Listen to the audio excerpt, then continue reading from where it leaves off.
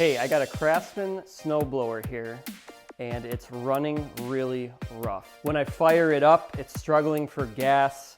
You can just tell it's running really rough. I'll start it up and I'll show you how it runs.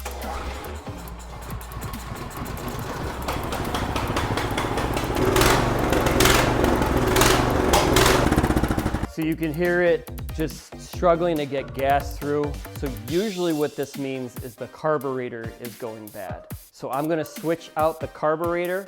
I'll show you how to do that and we'll see if that solves the problem. So I picked up a replacement carb on Amazon. You're gonna wanna make sure you get one compatible with your units. Here is the full unit of the carb. Something might be clogged in here. There's videos out there on how to clean out your carb. I've already tried that. I've had no luck. So I'm just gonna go ahead and replace the whole thing. So the carb on this unit is right here. So I gotta take off these covers to be able to access that. We'll use a drill for most of these. Now be careful when you're using a drill because you don't want to over tighten and ruin the threads. I highly recommend ratcheting wrenches for your toolbox. These just make it so much easier when you're in a tight spot. All right, we got our bolts off, so now we got to pull off the choke knob. These usually just pull right off. Pull this off as well.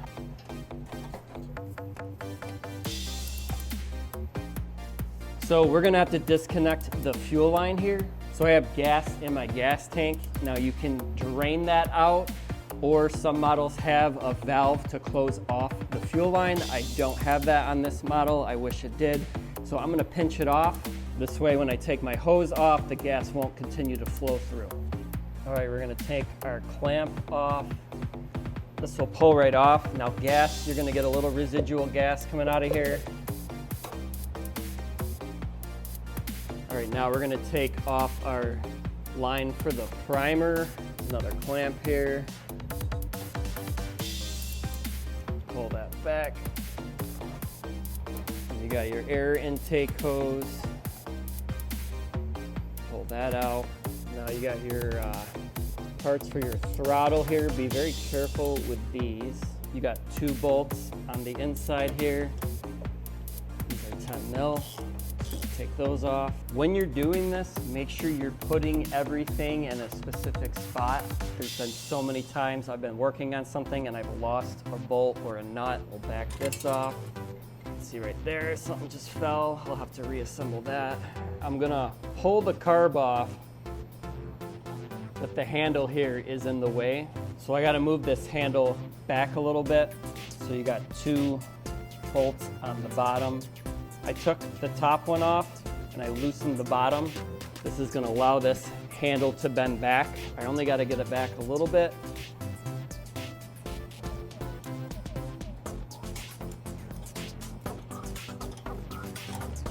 Be careful with your old carb. There's still gonna be some gas in this. What you might wanna do is take the gas out. You can undo this screw.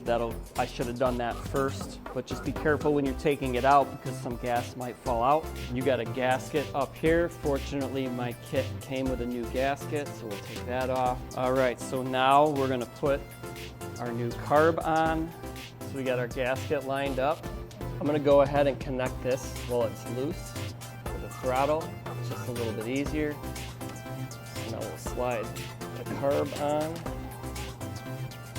Connect this up as well while it's right here. Okay, throw our other gasket on.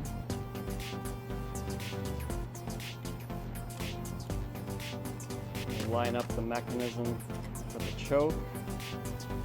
We'll get our washers back on. We'll put our nuts back on. All right, we're gonna tighten these up. Get them pretty snug, but don't over tighten either. Put our prime hose back on.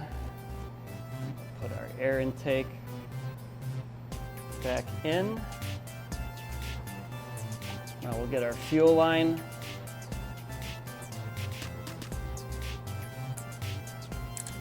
All right, we got everything lined up.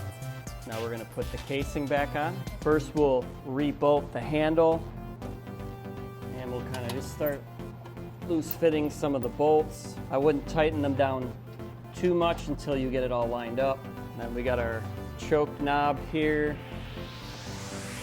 This is going to line up. Then push your throttle handle back on. Then just tighten up the rest of the bolts. Put some fresh gas in. All right, we're going to fire this up, see if it works. This unit is now running smooth. It's running with full power, working as should. Should get me through the rest of the winter and hopefully a few more years